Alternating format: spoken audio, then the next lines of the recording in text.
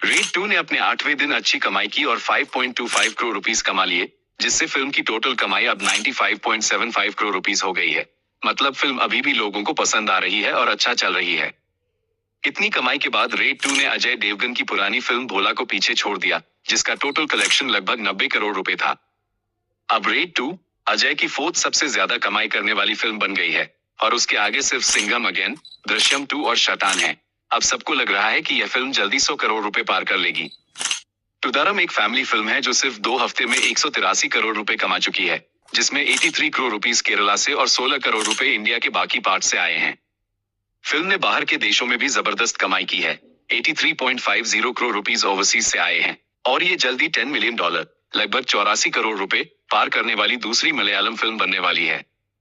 मोहनलाल की इस फिल्म को ब्लॉकबस्टर घोषित किया गया है और लोगों को काफी पसंद आ रही है। टुदारम अब मलयालम सिनेमा की 3rd सबसे ज्यादा कमाई करने वाली फिल्म बन गई है। सिर्फ L2, एम्फरान और मंजूम बॉयज इससे आगे हैं। शैलेश कोलानू के निर्देशन में बनी हिट द थर्ड केस ने पहले 7 दिनों में दुनिया भर में लगभग 92 करोड़ रुपए की कमाई की है, जो शानदार बॉक्स ऑफिस ट्रेंड दिखाता है। सूर्या की फिल्म रेट्रो ने भी अच्छी शुरुआत की, लेकिन वह हिट 3 से थोड़ी पीछे रही और 7 दिनों में कुल 85.50 करोड़ रुपीस का ग्लोबल कलेक्शन किया। दोस्ताना 2 पहले करण जौहर की बड़ी फिल्म मानी जा रही थी, लेकिन 2021 में जब कार्तिक आर्यन को फिल्म से बाहर कर दिया गया तो काफी बवाल हुआ। कुछ लोगों ने कहा कि कार्तिक का बिहेवियर ठीक नहीं था, तो कुछ ने इसे करण की पावर का इस्तेमाल बताया। इस फिल्म से डायरेक्टर लक्ष्य का डेब्यू होना था, लेकिन फिल्म रुकने से उनका करियर अटक गया। फिर 2024 में आई फिल्म किल ने उन्हें एक एक्शन हीरो के रूप में पहचान दिलाई।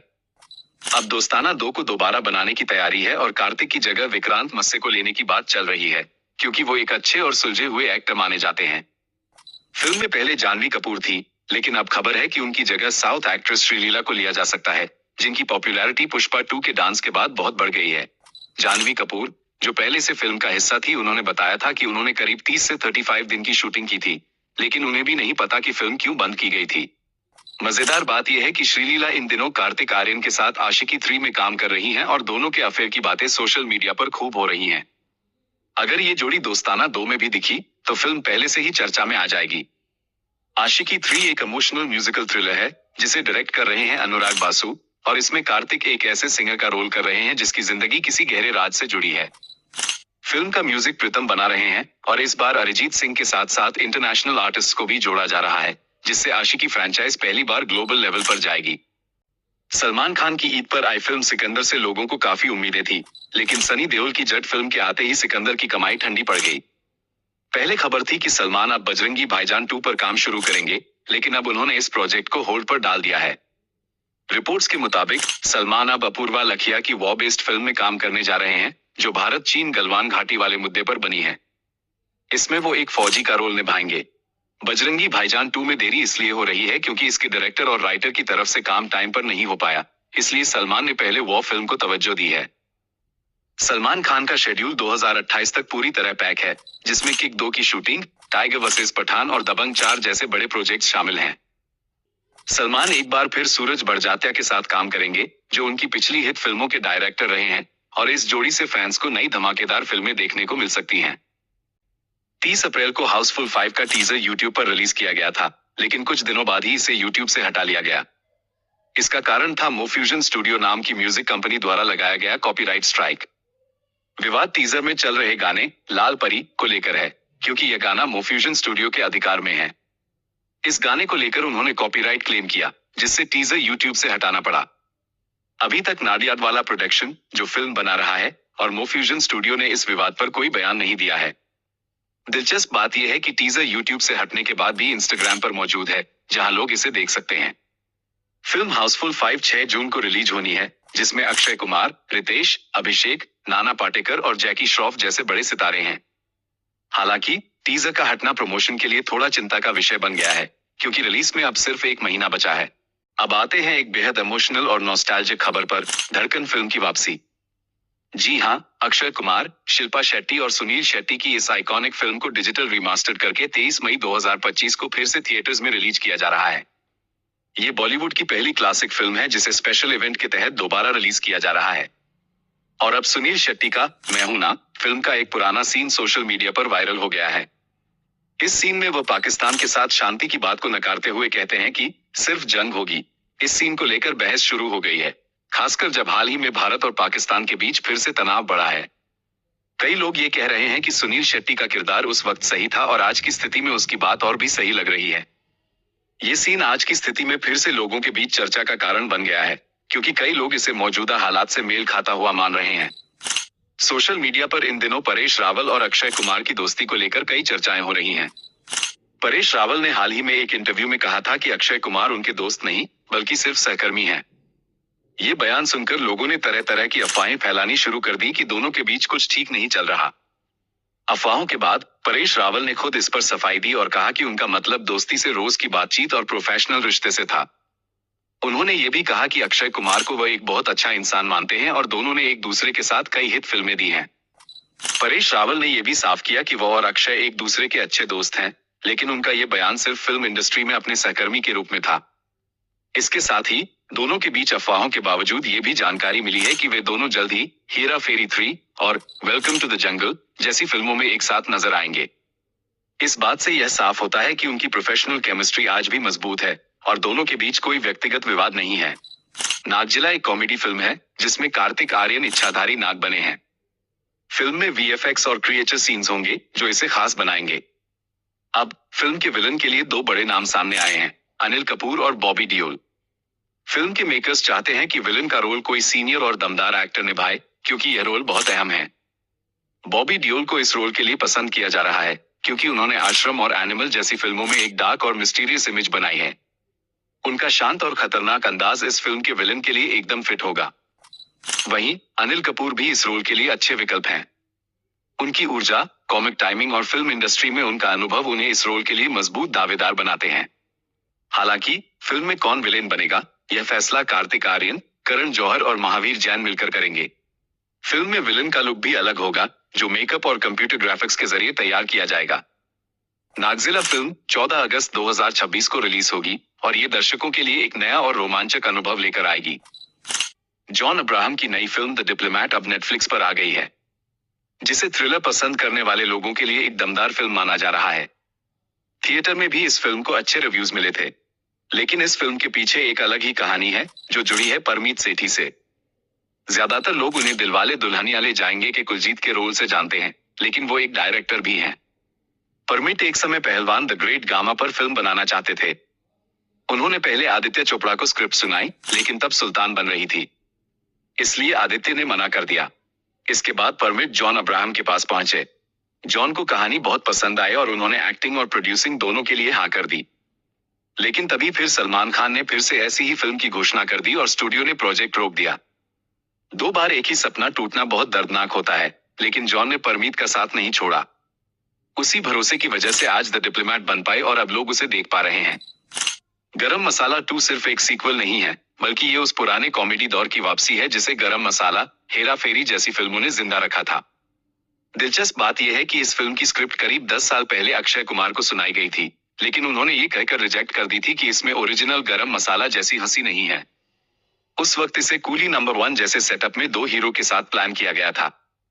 अब सालों बाद कहानी बदल गई है और जॉन अब्राहम की वापसी हो रही है उस फनी, स्टाइलिश और तेजाबी टच वाले हीरो के तौर पर, जैसे वो धूम, हाउसफुल 2 और डशूम में नजर आए थे। फिल्म की कहानी का बेस एक सच्ची घटना है। एक इंडियन एयरलाइन पायलट जिसने एक ही दिन में 2 लड़कियों से सगाई कर ली थी और फिर पकड़ में आ गया। इसी सिचुएशन से फिल्म का मजेदार कॉमिक एंगल तैयार किया गया है। इस प्लॉट को इतने सालों तक सीक्रेट रखा गया ताकि सोशल मीडिया पर पहले से सब कुछ लीक न हो जाए और ऑडियंस को थिएटर में जाकर ही असली मजा मिले। तारे जमीन पर आमिर खान की आने वाली फिल्म है, जो 2025 की सबसे चर्चित फिल्मों में से एक बन गई है। ये सिर्फ एक कहानी नहीं, बल्कि दिल से जुड़ी एक इमोशनल जर्नी है। फिल्म में आमिर एक बास्केटबॉल कोच बने हैं जो स्पेशल बच्चों की टीम को ट्रेन करते हैं। खास बात यह है कि फिल्म में जो 38 बच्चे दिखेंगे वो रियल लाइफ में भी स्पेशल हैं और मुंबई के ऊर्जा स्पेशल स्कूल से चुने गए हैं। बच्चों को शूटिंग से पहले कई हफ्तों तक ट्रेनिंग दी गई और उनके पेरेंट्स को भी सेट पर बुलाया गया ताकि बच्चे कंफर्टेबल महसूस करें। शूटिंग बांद्रा और अंधेरी के आसपास हुई। ये फिल्म स्पेन की हिट फिल्म कैंपियंस की ऑफिशियल रीमेक मानी जा रही है, लेकिन आमिर ने इसे बेहद इंडियन टच के साथ बनाया है और 10 नए चेहरे कास्ट किए हैं, जो एक बड़ी रिस्क है। फिल्म का ट्रेलर 8 मई को रिलीज होना था, लेकिन इसे पोस्टपोन कर दिया गया क्योंकि देश की सीमा पर ऑपरेशन सिंदूर चल रहा है। इस फैसले पर सोशल मीडिया पर मिली जुली प्रतिक्रिया आ रही है। कई लोग कह रहे हैं कि आमिर खान अब पहले जैसे नहीं रहे क्योंकि लाल सिंह चड्ढा बॉक्स ऑफिस पर नहीं चली, लेकिन कुछ फैंस अब भी भरोसा कर रहे हैं कि वो फिर से बड़ा कमबैक करेंगे। फिल्म के प्रोड्यूसर हैं रवि भागचंदका, जो पहले सचिन अ बिलियन ड्रीम्स बना चुके हैं और अब आमिर के साथ इस फिल्म के साथ साथ युवराज सिंह की बायोपिक पर भी काम कर रहे हैं। रामायण फिल्म को लेकर जो सबसे दिलचस्प बात है वो ये कि इस फिल्म की तैयारी पिछले 5 सालों से चल रही है, लेकिन इसकी आधिकारिक घोषणा हाल ही में की गई।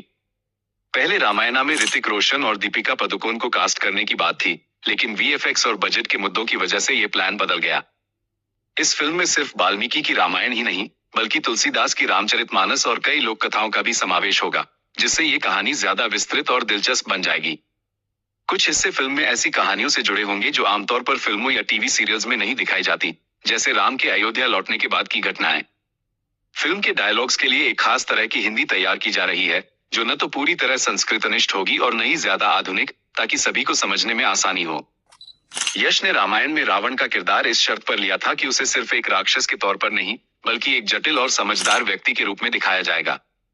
रणबीर कपूर, जो रामायणा में भगवान राम का किरदार निभा रहे हैं, महीने में 2 बार आयुर्वेदिक ट्रेनिंग और ध्यान मेडिटेशन की क्लासेस ले रहे हैं, ताकि वह राम के किरदार के लिए मानसिक रूप से तैयार हो सके। The Bads of Bollywood Aryan Khan का पहला डायरेक्टोरियल प्रोजेक्ट है, जो 2025 में नेटफ्लिक्स पर रिलीज होगा। इस शो में सलमान खान, आलिया भट्ट, रणबीर कपूर, रणवीर सिंह और शाहरुख खान जैसे बड़े स्टार्स कैमियो कर रहे हैं। सैफ अली खान ने बताया कि उनके बच्चे सारा अली खान और इब्राहिम अली खान भी शो में छोटी सी अपीयरेंसेस करेंगे। शो का प्लॉट एक आउटसाइडर और उसके दोस्तों की कहानी है जो बॉलीवुड की हाई स्टेक्स दुनिया में अपना रास्ता बनाने की कोशिश कर रहे हैं। यह शो गौरी खान ने प्रोड्यूस किया है और नेटफ्लिक्स और रेड चिलीज एंटरटेनमेंट का छठा कोलैबोरेशन है। संदेशे आते हैं 2.0 गाना अब अरिजीत सिंह और सोनू निगम की आवाज में नया रूप ले रहा है, जो फिल्म का बड़ा हिट गाना बनने वाला है। इस गाने को सनी दियोल, दिलजीत दोसांझ, वरुण धवन और दूसरे एक्टर्स पर फिल्माया जाएगा, जो सैनिकों के रोल में हैं, जिससे फिल्म में और भी जोश भर जाएगा। इस गाने के राइट्स लेने के लिए प्रोड्यूसर्स ने बहुत पैसा खर्च किया है ताकि गाने का असली जादू बना रहे, लेकिन साथ ही उसे थोड़ा नया भी किया जाए। बॉर्डर 2 1971 के भारत पाकिस्तान युद्ध पर आधारित है और इसे भारतीय सिनेमा की सबसे बड़ी वॉर फिल्म माना जा रहा है, जिसे अनुराग सिंह ने डायरेक्ट किया है। फिल्म 2026 के रिपब्लिक डे वीकेंड पर रिलीज होगी और यह आने वाले समय की सबसे ज्यादा उम्मीद की जाने वाली फिल्मों में से एक है। ऋतिक रोशन और जूनियर एनटीआर एक डांस नंबर शूट करने वाले हैं, जो वॉर 2 के प्रोडक्शन का फाइनल पार्ट होगा। ये ट्रैक पहले मार्च में शूट होना था, पर अब ये 18 महीने के शूटिंग शेड्यूल का एंड होगा। डायरेक्टर आयन मुखर्जी और कोरियोग्राफर बॉस्को मार्टिस इस सॉन्ग के लिए रेडी हैं और यह सेट प्रोडक्शन डिजाइनर अमृता महल नाकाई ने बनाया है, जो बहुत ही ग्रैंड होगा। वॉर 2 के फैंस काफी एक्साइटेड हैं, लेकिन कुछ लोग फिल्म के शेड्यूल को लेकर थोड़े कंफ्यूज्ड हैं। एक सोशल मीडिया यूजर ने लिखा, अगस्त में रिलीज है, लेकिन अभी तक शूट पूरी नहीं हुई। वॉर 2 की कहानी कबीर के ऊपर है, जिसमें दिखाया जाएगा कि वो कैसे देश के खिलाफ काम करने वाले लोगों से लड़ता है। वॉर 2 14 अगस्त को रिलीज हो रही है और वाईआरएफ और भी स्पाई मूवीज पर काम कर रहा है। अल्फा एक फीमेल स्पाई मूवी है, जिसमें आलिया भट्ट, शर्वरी और बॉबी डियोल लीड रोल्स में हैं। इसके अलावा पठान 2 और टाइगर वर्सेस पठान भी डेवलपमेंट में हैं। विजय देवराकोंडा ने हाल ही में अपना 36वां जन्मदिन मनाया और इस मौके पर उनकी फिल्म वीडी 14 का पहला पोस्टर रिलीज किया गया। इस पोस्टर में विजय का नया लुक देखने को मिला, जिसमें वह ध्यान करते हुए नजर आ रहे हैं और उनका शरीर घावों से ढका हुआ है, साथ ही उनके बाल भी लंबे हैं। फिल्म वीडी 14 एक पीरियड ड्रामा है, जो ब्रिटिश शासन के समय की पृष्ठभूमि पर आधारित है। इसे राहुल संकृत्या डायरेक्ट कर रहे हैं, जिन्होंने पहले श्याम सिंघा रॉय जैसी फिल्म बनाई थी। इस फिल्म में विजय के साथ रश्मिका मंडाना की जोड़ी बनने की चर्चा है, हालांकि इसकी आधिकारिक पुष्टि अभी नहीं हुई है। विजय देवराकोंडा के बारे में निर्माता नागा वामसी ने बताया कि वह इंडस्ट्री में सबसे अधिक गलत समझे गए इंसान हैं। उन्होंने कहा कि विजय एक बहुत ही विनम्र और सॉफ्ट स्पोकन इंसान है, जबकि उनका पब्लिक इमेज काफी सख्त दिखता है। शाहिद कपूर अपनी हिट वेब सीरीज फर्जी के दूसरे सीजन की शूटिंग इस साल के अंत तक शुरू करेंगे। उन्हें फर्जी 2 के लिए 45 करोड़ रुपए की फीस मिली है, जो उनके करियर की अब तक की सबसे बड़ी फीस है। आमतौर पर शाहिद 25 से 30 करोड़ रुपए फीस लेते हैं, लेकिन डिजिटल प्लेटफॉर्म के लिए उनकी फीस अलग होती है। कंगना रनावत अब हॉलीवुड में अपने कदम रखने के लिए तैयार हैं और अपनी पहली Hollywood film blessed be the evil से डेब्यू करने जा रही हैं। इस फिल्म को अनुराग रुद्र डायरेक्ट करेंगे और गाथा तिवारी इसकी स्क्रिप्ट को लिखा है। कंगना के साथ फिल्म में टाइलर पोजी, टीन वुल्फ और सिल्वेस्टर स्टेलोन की बेटी स्कारलेट रोज स्टेलोन भी मुख्य भूमिका में दिखाई देंगी। ब्लेस्ड बी द इविल एक ऐसे कपल की कहानी है जो मिसकैरेज के बाद एक पुराने फार्म हाउस में शिफ्ट होते हैं और वहां उन्हें कुछ अंधेरे राज का सामना करना पड़ता है। कंगना के हॉलीवुड डेब्यू पर काफी चर्चाएं हो रही हैं क्योंकि पहले उन्होंने कहा था कि वे हॉलीवुड में काम नहीं करना चाहती थी, लेकिन अब वे इस नए सफर के लिए तैयार हैं। नवाजुद्दीन सिद्दीकी ने इरफान खान, ओम पुरी और मनोज बाजपेयी जैसे अभिनेता की बड़ी भूमिकाओं की कमी की ओर इशारा करते हुए कहा कि साउथ फिल्म इंडस्ट्री में उन्हें ज्यादा मौके मिलते हैं। फरहान अख्तर ने शाहरुख खान के डॉन फिल्म में भूमिका निभाने के बारे में बात की और बताया कि क्यों शाहरुख इस किरदार के लिए परफेक्ट थे। फरहान ने कहा कि वह अमिताभ बच्चन के प्रशंसक हैं और यही वजह थी कि यह उनके लिए बहुत खास था। फरहान अख्तर ने यह भी खुलासा किया कि आमिर खान ने दिल चाहता है में अक्षय खन्ना द्वारा निभाए गए किरदार के बजाय आकाश का किरदार निभाने की इच्छा जताई थी। पूजा भट्ट के भाई राहुल भट्ट ने खुलासा किया कि वो उन सभी के लिए खौफ बन जाएंगे जो उनकी बहन के साथ छेड़छाड़ करेंगे। कुछ महीने पहले उनके पूर्व प्रेमी रणवीर शोरे ने उनके बीच के पुराने मतभेदों के बारे में बात की थी। अमृता पुरी ने मुंबई के वर्ल्ड टावर्स में 37 करोड़ रुपए का शानदार अपार्टमेंट खरीदा है, जिसमें वह अपनी परिवार के साथ रहेंगी।